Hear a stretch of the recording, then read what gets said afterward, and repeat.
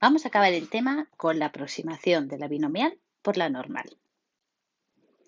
Supongamos ahora que tengo una distribución binomial con n igual a 200 y probabilidad 0,3, ¿vale? Y yo quiero saber cuál es la probabilidad de que se observe una determinada variable, pues más de 60 veces. Recordemos que la fórmula de la binomial, si teníamos una binomial NP, la probabilidad de que la binomial se verificase un número k de veces era el número combinatorio n sobre k por la probabilidad p elevado a k por q, que es 1 menos p elevado a n menos k. Bueno, pues de esta forma lo que yo me plantearía sería la probabilidad de que i sea mayor que 60, sería el sumatorio desde j igual a 61 hasta 200, ¿vale? De 200 sobre j, 0,3 elevado a j por 0,7 200 menos j. Si probáis a meter en la calculadora simplemente 200 sobre 60, el número combinatorio, vais a ver que la calculadora os va a dar error. Es decir, es un cálculo que supera las calculadoras habituales. Y aunque dispusiéramos de un método para calcularlo, tendríamos que hacer un sumatorio larguísimo, hacerlo para 60, para 61, para 62, para 63 y así hasta 200. Por lo tanto, está claro que no es operativo y tenemos que encontrar otra manera para realizar este cálculo.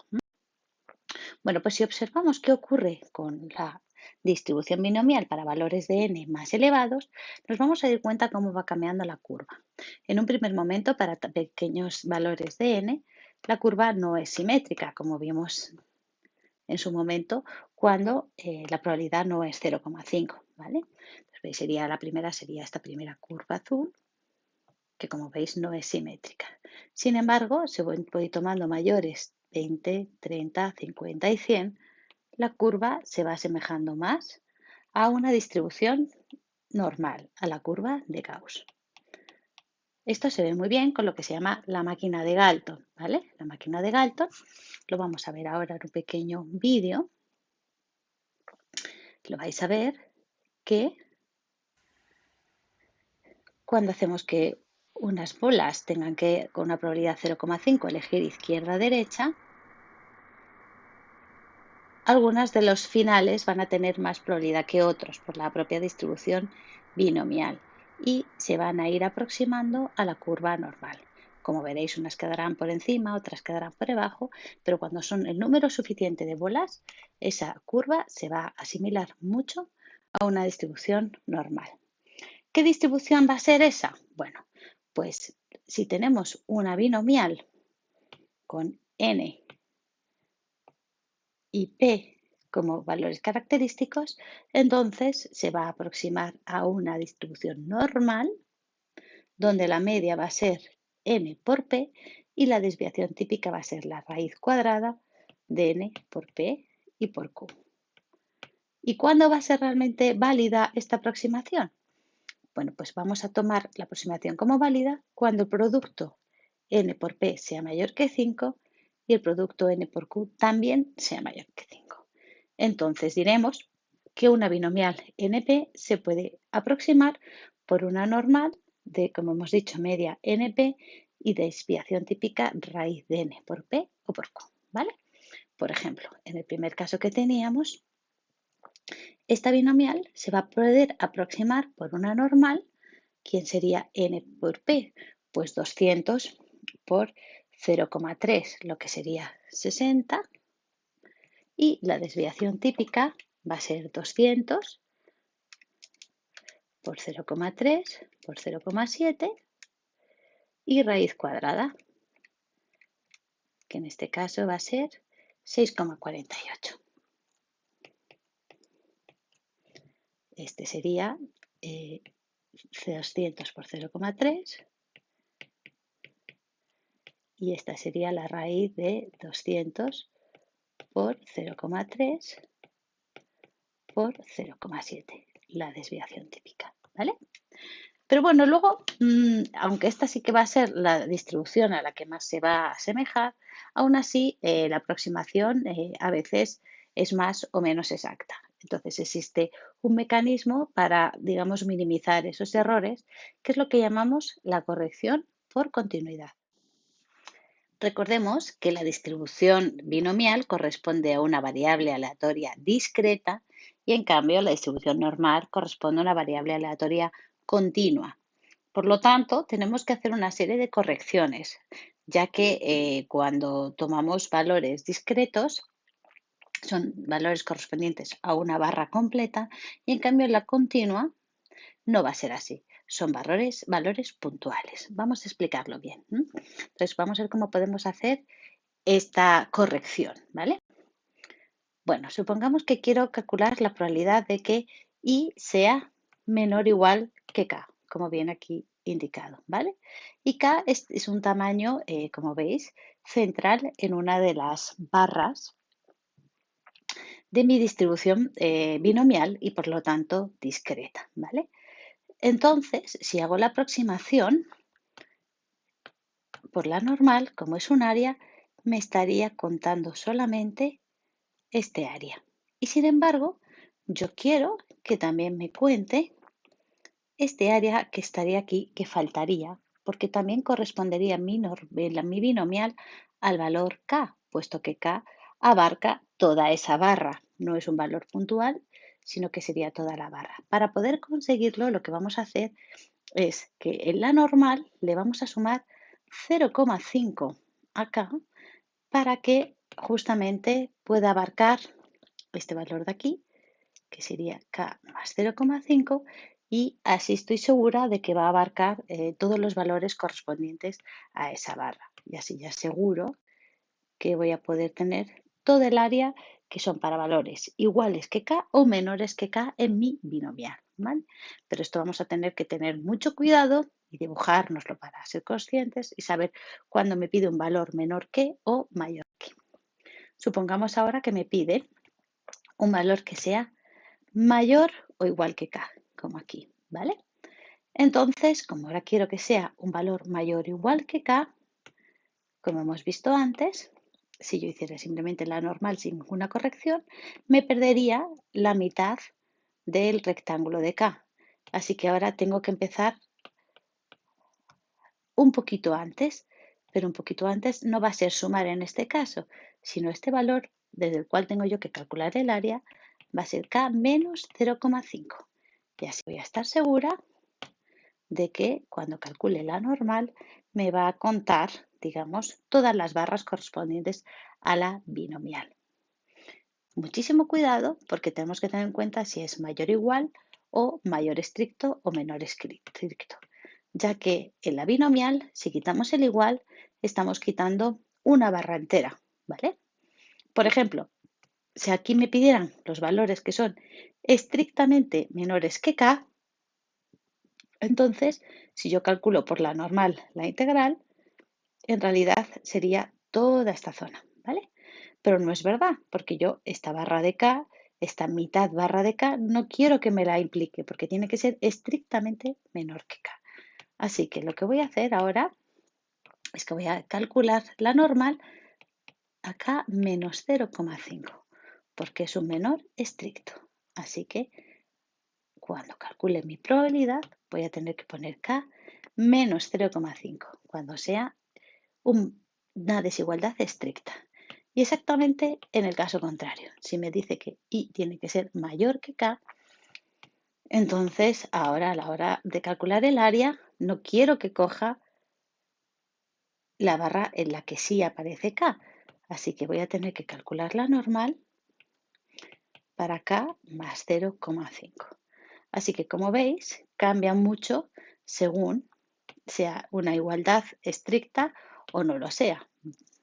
Menor o igual que K se le suma 0,5, menor estricto de K se le va a restar, mayor o igual que K se le va a restar 0,5, mayor estricto se le va a sumar. Lo mejor que lo razonéis como os he indicado, sabiendo cuándo es mayor o menor, sabiendo si es estricto o no, para que tengamos en cuenta estas correcciones. En general, cuando calculemos la probabilidad de un valor, no de un intervalo, binomial, lo que vamos a hacer es que vamos a calcular el intervalo x menos 0, o sea, k menos 0,5 y k más 0,5. Porque como decíamos, en la normal nunca calculamos un valor puntual, siempre vamos a calcular un valor una probabilidad, perdón, comprendida entre dos valores. Así que si queremos calcular la binomial en un punto concreto, puesto que es una distribución discreta, lo haremos calculando ese valor menos 0,5 y ese valor más 0,5. Vamos a ver un ejemplo para que se entienda bien. Nos dicen que en las últimas elecciones generales participación alcanzó el 67%. Elegidas 200 personas entre las que tienen derecho a voto, calcula la probabilidad de que hayan votado A, exactamente 200 personas, o B, más de 120, pero no más de 150.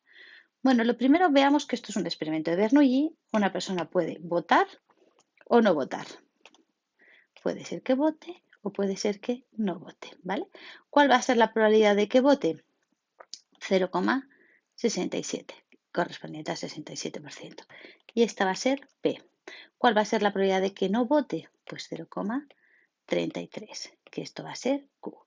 ¿Y cuántas veces se repite el experimento? 200. Así que tenemos una binomial 200, 0,67.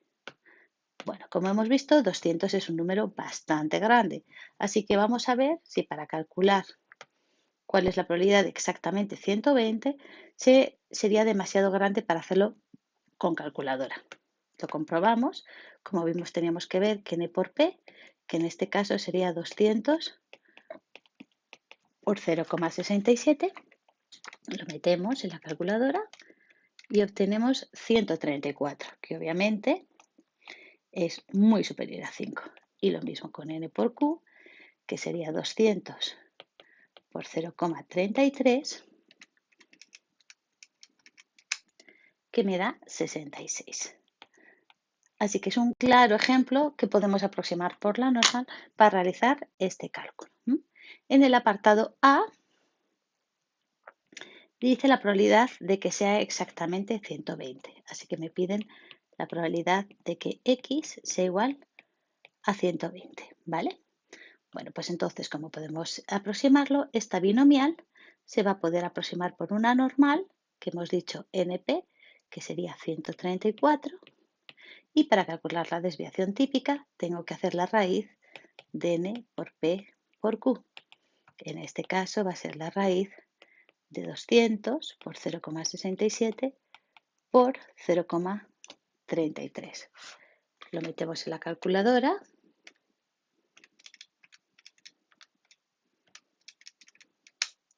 y obtenemos 6,65.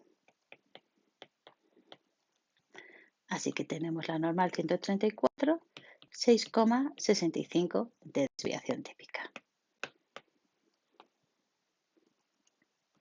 Muy bien, pues como me pide la probabilidad de que X sea exactamente igual a 120, al pasarlo de la binomial a la normal, esto va a ser la probabilidad en la distribución normal, esta sería la binomial, ¿vale? Y lo que hacíamos era restarle 0,5 y sumarle 0,5. 120, si le quito 0,5, sería 119,5 menor o igual que X, menor o igual que 120,5 en la distribución normal. Para hacer este cálculo, como tenemos que utilizar la tabla de la normal 0,1, tenemos que hacer como siempre la tipificación. Así que esto va a ser la probabilidad en la normal estándar. Ahora vamos a hacer 119,5, le vamos a quitar la media, que son 134, lo dividimos entre la desviación típica, menor o igual que z, puesto que ya hemos hecho el cambio de variable, y ahora sería 120,5 menos 134 partido por 6,65. Y ya hemos conseguido convertir una binomial en un cálculo de la normal estandarizada. Pues nos ponemos a realizar los cálculos y vemos que en realidad lo que me quedaría sería la probabilidad de que z esté comprendido entre 2,18 menos 2,18 y menos 2,03. Recordemos cómo aplicábamos la tabla cuando teníamos que calcular la probabilidad entre dos valores negativos, ¿vale? Menos 2,18 y menos 2,03. Lo que calculábamos en realidad era la probabilidad de su simétrico, cambiando el orden. Ahora sería aquí 2,18 en positivo y 2,03. Así que sería realmente la probabilidad de que Z estuviera comprendido entre estos dos valores. ¿Qué significa? Buscar en la tabla el valor correspondiente a 2,18 y restarle el valor correspondiente a 2,03. Lo calculamos y vemos que la probabilidad de que exactamente hayan votado 120 personas, pues es lógicamente muy baja, es de 0,0067, ¿vale? Esa sería nuestra probabilidad, digamos, en un valor puntual. Vamos a ver en cambio el apartado B. El apartado B dice que queremos la probabilidad de que voten más de 120, ojalá mayor estricto, pero no más de 150, ¿de acuerdo? Eso significa que queremos calcular la probabilidad de que X sea mayor estricto que 120, pero menor o igual que 150. Esto es delicado, ¿vale? Porque este mayor o igual me va a dar la corrección que tengo que dar. Como tiene que ser mayor que 120, no quiero que me incluya al 120, va a ser la probabilidad en la normal de 120 más 0,5. Es decir, 120,5 menor o igual que X, y ahora como quiero que incluya al 150, aunque no lo supere, va a ser 150,5. Esa va a ser la corrección que vamos a hacer, ¿vale? Así que exactamente igual que antes, vamos a tipificar. Sería la probabilidad en la normal 0,1, ¿vale? En la normal estandarizada. Y ahora calcularíamos 120,5, le quitamos la media, 134, partido por 6,65 es menor o igual que Z, menor o igual que 150,5 menos 134 partido por 6,65. Y realizamos igualmente, como hemos hecho antes, los cálculos. Y realizando estos cálculos, obtenemos que va a ser la probabilidad que esté Z entre menos 2,03 y 2,48. Como veis, tiene un valor positivo y otro valor negativo. Bueno, para razonar cómo usar la tabla, pues igual que antes.